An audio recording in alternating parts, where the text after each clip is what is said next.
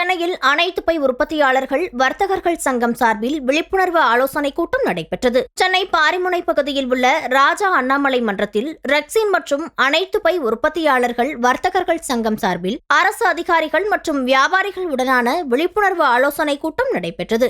Rexine மற்றும் அனைத்து by உற்பத்தியாளர்கள் வர்த்தகர்கள் சங்க மாநில தலைவர் அஜ்மல் கான் தலைமையில் பொதுச் செயலாளர் மொய்தீன் முன்னிலையில் நடைபெற்ற இந்த ஆலோசனைக் கூட்டத்தில் காவல்துறை துணை ஆணையர், ஜிஎஸ்டி துறையின் உதவி ஆணையர்கள் மற்றும் வருமான வரித்துறை ஓய்வு பெற்ற முன்னாள் அதிகாரி வரலட்சுமி, மாநகராட்சி மண்டல வருவாய் தலைமை அதிகாரி ரமேஷ் கலந்து கொண்டு வியாபாரிகளுக்கு பல்வேறு ஆலோசனைகளை வழங்கினர்.